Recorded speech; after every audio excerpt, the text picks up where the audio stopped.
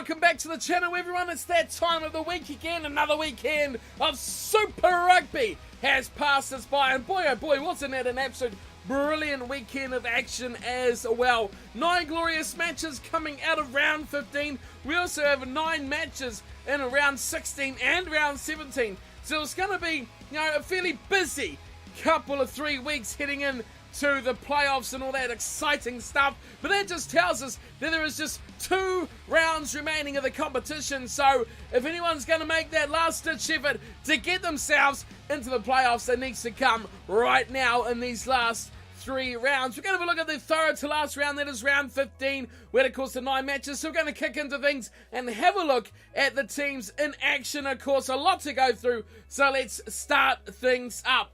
It all got underway for the first match back to Super Rugby after the June Internationals in Fiji. Now, this was a game that had been bookmarked and encircled on the calendar by a lot of people, a lot of players, a lot of franchises and everything. Just the monumental occasion that this was for Fiji. It was the Chiefs up against the Crusaders. Now, it was technically a home game for the Chiefs, but given the Fijian players and the Crusaders side, the crowd were just cheering for absolutely everyone. And that's what this game was all about. It was the support from Fiji, which was absolutely brilliant. I've not heard a crowd so absorbed by a game, cheering everything that either team did. They were after every piece of action they could dig their teeth into. And I thought the Fijian support was just amazing. Those guys love rugby. They don't care who's playing, they don't care if it's the Blues, it's the Waratahs, it's the Cheetahs. They don't care. Anyone could go there and they would love it. It's Super Rugby and they were super excited. But on to the matchup here, and the Chiefs versus the Crusaders. I thought this game showed us a lot towards what we're going to see towards the postseason of the Super Rugby competition. The Chiefs showed more and more reasons why they are one of the top sides in this competition. They had players who were carving the game to ribbons. Their counter-attack was amazing. Their defence, not the best. Neither team's defence was the best. But in greasy conditions that was there, it actually does rain in Fiji, which blew me away. I thought Fiji was just a tropical island all the time. But it was a bit rainy, it was a bit drizzly, it was still very hot and humid, it was sticky, and the handling obviously was hard, but the Chiefs made it look so easy. Their offload still stuck, their footwork was still sublime, and they just had those key players. I thought, once again, he backed up from Wales. Stephen Donald was instrumental until he went off for Aaron Cruden. Other players, James Lowe, I thought is fantastic, and if you follow me on Twitter, you would have seen I'm a very, very big advocate of getting James Lowe into a black jersey. Now, I mentioned on there that his form, amazing. It hasn't dropped off at all, consistently throughout Super Rugby, and over the last few years, he's had injury worries, but apart from that, he's been in good touch. The All Blacks need wingers. Like, what have we got? Savia, Naholo, that's about it. I don't like Ben Smith on the wing. He's good as he is. He's a fullback, and he's the world's best fullback. Why put someone out of position? Ben Smith has to go to fullback. James Lowe in the team. I've said it since before the World Cup last year. I think he deserves a shot. At least give him a shot. I mean, sure, he might not be able to step up to the next level. Not saying he can or can't, but give him a shot to at least make his claim to an All Black jumper. He's consistently done it. He's a bit like Elliot Dixon. He's played so well for a few years now, and you've got to give guys a chance, especially in a position where the All Blacks really are lacking the depth. So I thought Lowe was fantastic. Damian McKenzie. This kid is just an absolute freak. I mean, he was amazing for the first half, and now he's just come back, straight back in Super Rugby, and he just has not dropped off whatsoever. McKenzie was brilliant. I thought he was the best man on the paddock. He was the best player, and the Chiefs' threat was just everywhere. On the Crusaders side of things, they were just sloppy throughout. They couldn't handle the weights. They didn't really capitalise on their breaks. I mean, players like Nadolo were fantastic. He made multiple big barraging runs to the Chiefs' defence, but the Crusaders just couldn't put those points to bed. And I think the Crusaders went for a much more physical approach to this game. The weather obviously directed them that way, but I think the Chiefs, they stuck to their game plan, they stuck to what they know, and they were absolutely phenomenal throughout that matchup. And you got to look at that game, you're going to see, yeah, the Chiefs, they are one of the best sides in Super Rugby this year. So my prediction for the opening game was 27-31. I thought the Crusaders were going to steal it by a whisker, but the actual score was 23-13. I made 0 points from that opening match, not the start I wanted to round 15.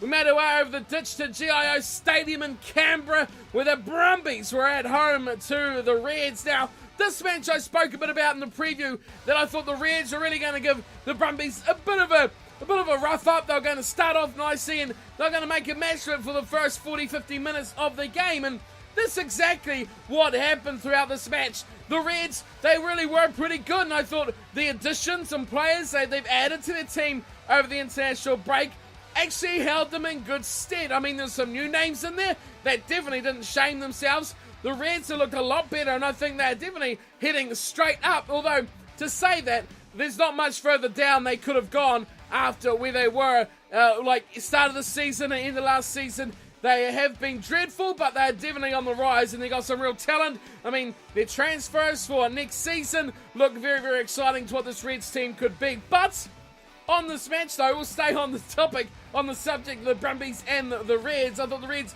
they were really up for it, and I thought early on they were the better side, and they were leading its points throughout the game, and up to the 60-minute mark, they were really well and truly in with a chance of winning this match. But I think two men really sparked the difference for me, and that was Thomas Kubeli, the Argentinian scrum half, was just electric. Come off the bench and it just lit the field up. Kubeli was superb, but throughout the whole game, I thought the standout player for the Brumbies was Christian Lealiifano. He was very good. Back to nearly his best. I wouldn't say his best because, let's say, Lions tour around that time or just before that, he was absolutely outstanding. Now, he's finally climbing back to where we expect Lealiifano to be, especially when he pulls on a Wallaby jumper later on this year.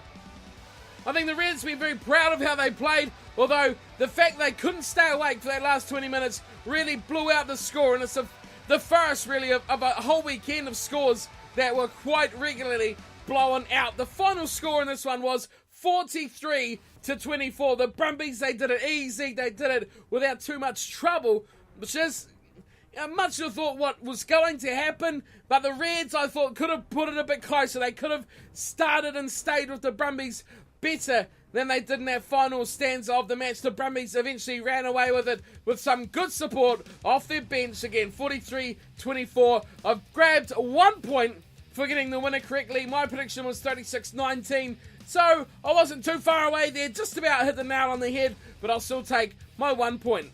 We then made our way straight over to Tokyo, where we had the Sunwolves back in action, and they were against the Waratahs. Now, again, we go back to the story of round 15 being a weekend of blowout scores. Now, it was a very tight start, and I thought the Sunwolves, they did pretty well to pull back what was an early Waratahs try, and they grabbed what was to be most of their points in the very, very early stages of the match. The Sunwolves, though, we've spoken about it 100 times over the season. They are such a good team at creating chances, but normally they're a pretty good side at finishing them off as well. Attacking and aggressive, they normally give themselves a few tries throughout the match. Today wasn't their day, however. The Waratahs just got better and better and better as the game went on. And the second half, either side of half-time as well, blew out big time to the Waratahs as they just completely piled on the points. The Sunwolves looked a bit stunned, but they just couldn't get their finishing going. They missed a few key players who maybe on another day could have finished off the opportunities that they created. For the Waratahs, I thought scrum half Matt Lucas was phenomenal. I thought he was easily the best player. Not starting, Phibbs was on the bench, so that gave Lucas a real chance to stand out. I thought he was sublime throughout the game. Another youngster as well was Callaway, the fullback.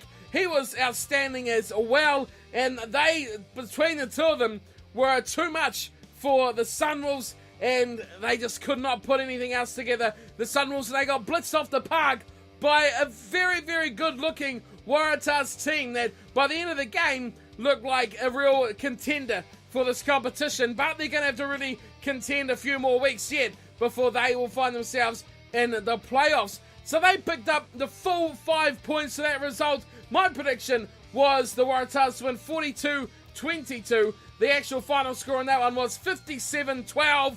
The Waratahs doing it easy. And the Sunwolves, I think they'll be bitterly disappointed, not only by the score, but their lack of chances that they took throughout that matchup. I picked myself up 1 point for that result, picking the Waratahs to take the win.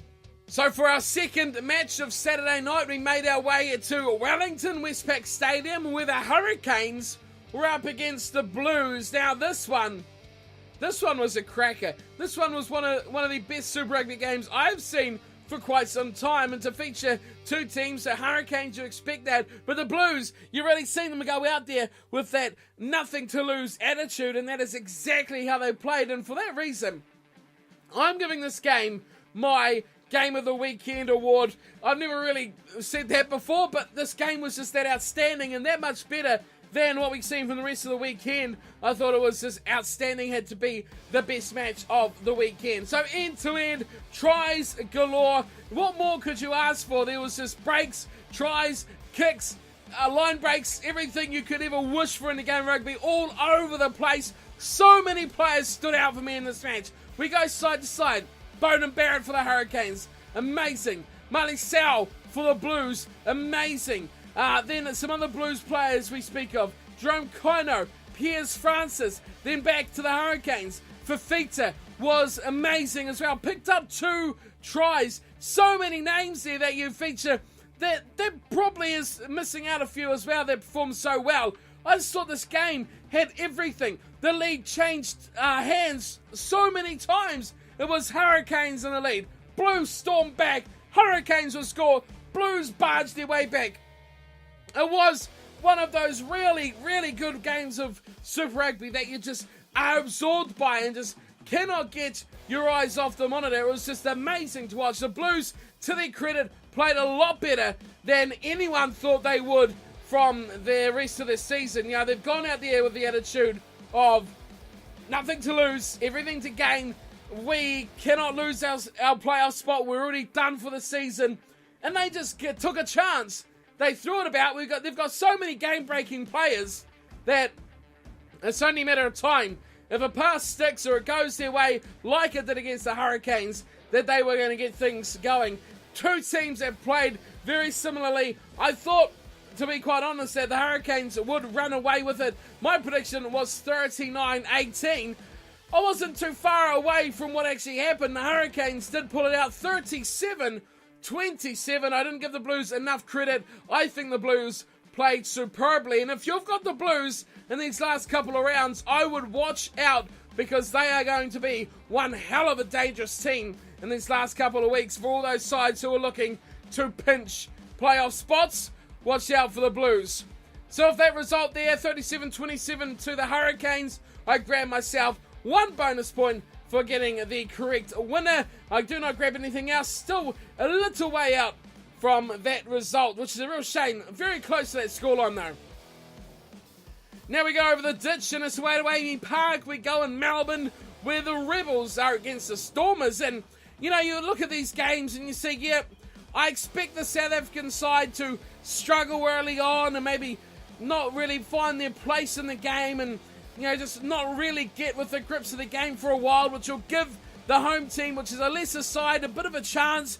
That's what I was kind of going with for this game to be. I thought the Stormers would defend fairly well, but not be able to put it to bed early on with their attack, maybe struggling in the early stages. But it's not what we've seen from these two sides at all. The Rebels started very, very well. The wonderful set-piece play that scored one of their early tries. But the Stormers, you got to give them credit. They came here to Australia and they dominated, really getting right into their game right from the get-go. Their set-piece, their forward pack, it dominated. over the Rebels. And the Rebels never really got going. Well, they did score a few points and they looked good for around the first 40 minutes of the game. Well, they were really in it and they never gave up either. That's what I like to take from this match the most for the Rebels. Quite often we see if these weaker sides, like the Rebels, it's tough to call them that, but I mean like the Force, the Rebels, the Kings and that, their head goes down and it just completely capitulates straight over the top of them because they don't have that belief or they don't have that fight.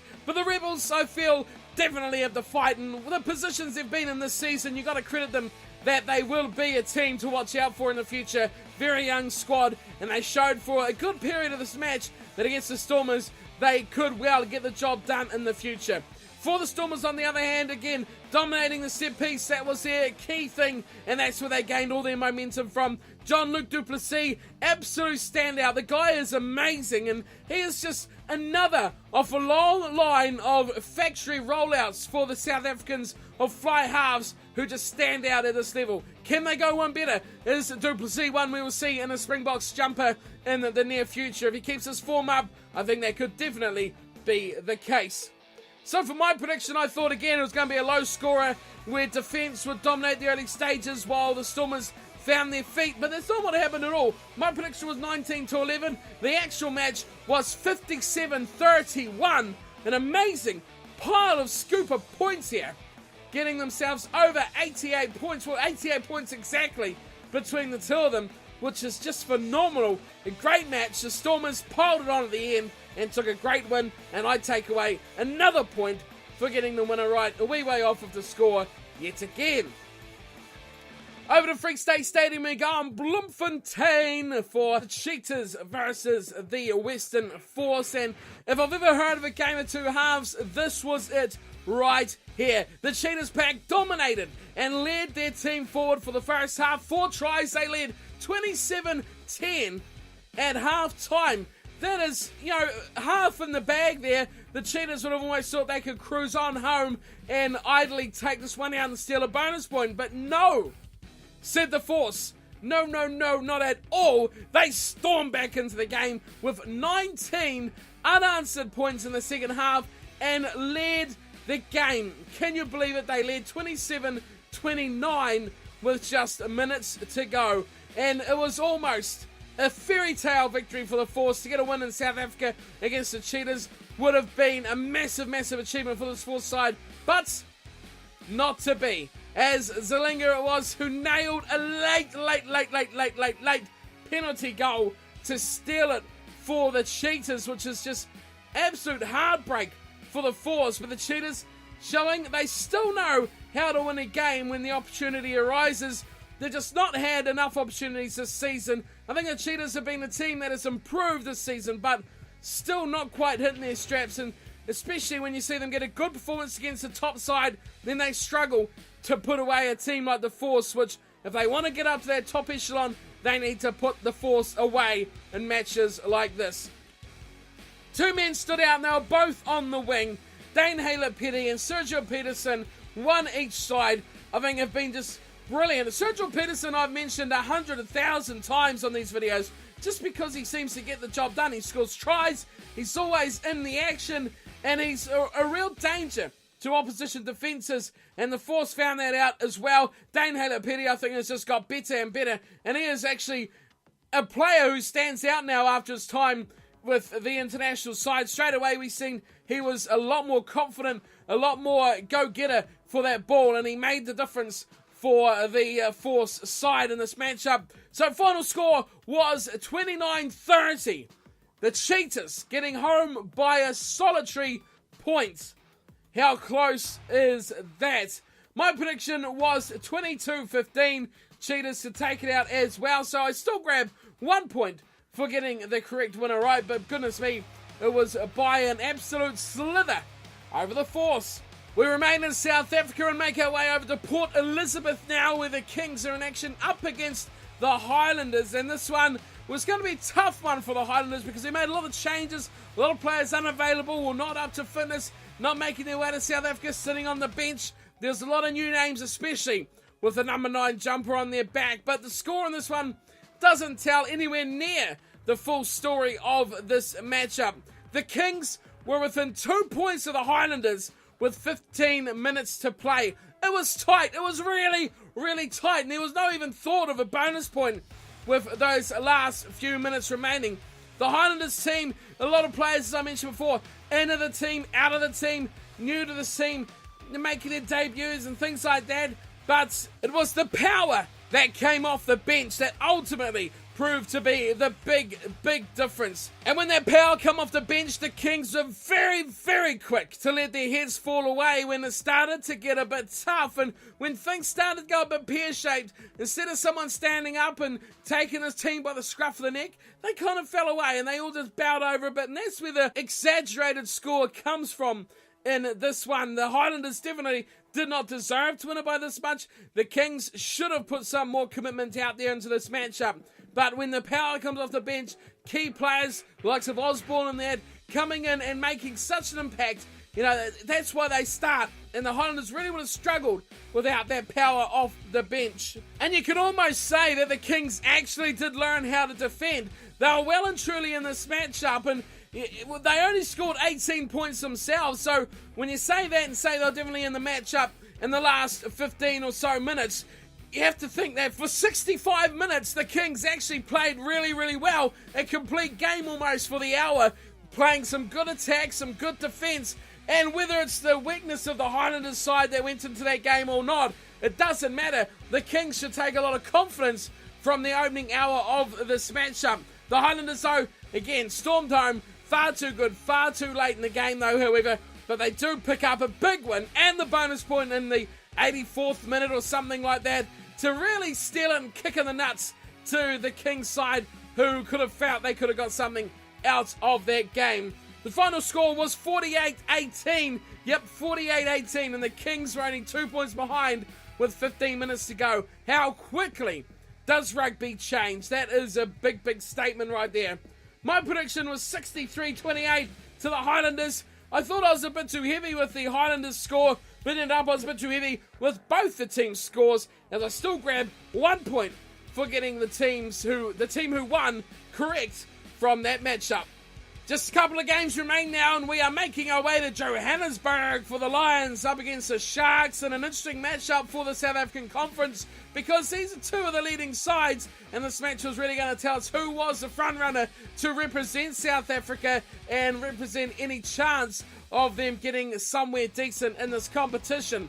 The Lions, of course, were the favourites. All these players now making their way into the South African side and making an impact on the world stage. But the Sharks that we're seeing, if you're not clinical enough against them, they will punish you off your own mistakes. But I think this is two very, very different sides in this matchup. The Lions' attack was just too masterful. It was just too good. And you can mention some big names that once again performed when the Lions needed it, and consistently have performed all season long. Yantes, de Klerk, Combrink, Creel, you go through them all, and they are all top class players who should all be wearing green jumpers at the end of Super Rugby. They've been the best team, I think, in South Africa, no question whatsoever about it. At the hour mark of the match, it was 37-0. Yeah, 37-0 to the Lions. That is an absolute demolition. The Sharks come back for a late couple of tries, but really, they were never in the game, and they just got completely blown off the park by a very, very good Lions team. And the Lions, with that win as well, have become the first side to qualify for the playoffs. That's right, they come away with a 37-10 victory to become the first team to confirm their place in the playoffs, which is a magnificent achievement for the Lions, and really goes to show just how good of a team they really are. I have one more point on that, but before I cover that, I'm going to have a look at my score prediction, which was 36-22 to the Lions. It was 37-10, so poor old Sharks didn't get as many points as I would have liked to get another bonus point for myself, but I still grabbed 1 point for getting the winner correct. Now, the final point I'd like to make on this one before I go to our last match of the weekend is the media in New Zealand. Now, it might be even worth something making another little short video about this here, but there has been some real cough-up plays and cough-up comments here by some people in this New Zealand media about how the Lions make the Super Rugby competition look even more farcical because they are the first team to qualify for the playoffs. Now, I completely disagree. Now, these guys are poo-hooing the Lions, saying that they're not even good enough to make the playoffs, let alone, be the first team into the playoffs, which really, what relevancy is that apart from maybe some home games? Whoop-de-bloody-do. I mean, the Lions have been outstanding. The Lions make up a great portion of the South African team now. They've made their way through the ranks. They've built this team for a bloody long time. This Lions side has been developed and built from a very, very young team that has been getting thrashed week after week, much like we see from the Kings and the Sunwolves at the moment. The Lions were their team 3-4 years ago. I think the Lions fully deserve this. They fully deserve all the credit. They fully deserve to be the first team to qualify. They have earned that because they have had a master long-term plan that has come to fruition. They've had some young talent, they've adapted it, and they've built around that young talent coming through their team. And there is no way in hell that you can say that the Lions team is not good enough to be the first team in contention in the playoffs. There is no way. These people must not have watched any Lions games. I mean, I haven't seen them play that much, but you just know. You look at the team, you look at the names, you look at the way they've played. They fully deserve it. They've done what they had to do. They've got the points. So what? Their conference, I should say, hasn't been as tough. Sure, they haven't had to compete with the Chiefs, the Crusaders, the Hurricanes, the Blues, and the Highlanders in the same conference. Sure, the New Zealand conference is tougher. But let's see these teams go over there and beat the Lions on their home turf. I mean, you may say that the New Zealand teams may be, inverted speech marks, the best sides. And sure, against the Australian teams, you probably could say that. And against most of the South African teams, you could say that as well. But I think the Kings are easily the standout South African side. They sit alongside the Chiefs, and I have no problem with that whatsoever. It really annoys me and it really gets up my goat a bit how these people in the media that consider themselves rugby experts can make a claim like that the Lions make a joke of the competition by being the first team to qualify for the playoffs. Now, I really hope the Lions stick it to these guys, and I hope they go really deep in the competition, and with a team like they have, I have full confidence that they will do it. If anyone has to go over there and play in Johannesburg, I will back the Lions 100% of the time. Coming to New Zealand or Australia could be a touch different. It will make things a bit more even. But I think the Lions are equally as good as the top New Zealand sides, the top Australian sides in this competition. No question. And I'm really interested to see what everyone else thinks as well. So let me know in the comments what you think about the Lions. Are they good enough? I think they definitely are. I think they're the real deal. And I think they deserve to be where they are. And any comments otherwise, I really lose respect for people that have said that, because the Lions, they've been in such a good team and such a well-built team as well. That's my rant over. I'm going to end it there because I could go on forever about some stupid and naive things that people in the New Zealand media say over here, and it just makes no sense and just shows how close-sighted a lot of people here in New Zealand are about rugby. They just see New Zealand and they think that is the best in the world. Like, sure, the All Blacks are the world champions, and sure, they are the best team in the world, but that doesn't mean that other teams can't get up to that level. I mean, look at England this year. Would they give the All Blacks a good run for their money? We won't know. We won't know. I'm not going to speculate and say yes or no, because we're not going to know until they meet, which seems to be next year or something. But that's another topic. The Lions definitely well and truly deserve their spot. Enough of that. Enough of that. Let's get into our final game of the weekend, which was the Jaguars versus the Bulls. And, well, I'm happy to say this was the Jaguars we've been finally expecting. It took a lot of rain, it took a lot of mud, and it took the Jaguars to go back into that famous Argentinian style of rugby. The mauls, the forward work, the big trudges upfield, storming like a big old tank up the field.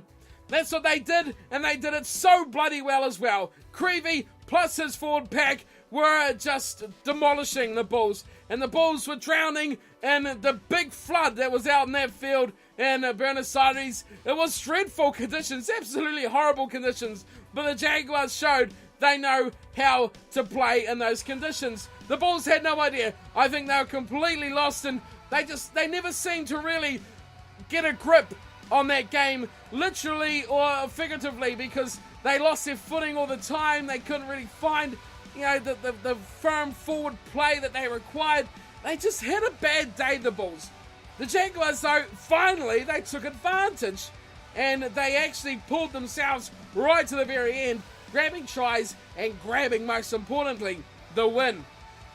So it's not something that I think the Jaguars need to confine themselves to as poor weather rugby, but it just shows that when they know their style, they can well and truly own it. And I think that's something that over the next few years that the Argentinian side and the Jaguars side will start to develop, because if they can get that sort of continuity and that belief in their open, dry running game that they've tried to adapt over the last few years, they could be an absolute world force of rugby. But today, on that Sunday matchup, Saturday in Buenos Aires it was, in fact, the Jaguars, they owned the pond, and they showed they still know how to play that forward rugby. So my prediction was that for that match was for, I think, the Bulls, yes it was, 33-28 to get the win over the Jaguars. But I'm pretty happy to be wrong on this occasion, because the Jaguars have got the result, and finally they have lived up to some kind of standard. 29-11, they pulled the win out of the top drawer, and for that I take 0 points from that game. 0 points for me, but I'm happy for the Jaguars. I'm really happy to see them back winning matches again, because I think they are really a team that should be winning a lot more. They should be up there in contention for the playoffs. Alrighty, so that wraps me up for a look back at round 15. It was an exciting round of rugby, plenty of great results, plenty of tries, plenty of explosive play as well. But for my selections, I didn't have the best weekend of picks. I picked up just 7 points, no bonus points whatsoever, so just a head-to-head result correct on 7 games. One man did beat me, however, and that was the reviewer, who picked up 8 points, including 1 bonus point result. So many of his predictions were about 12 or 13 points from the exact score. So I feel, his picks were absolutely nearly spot on.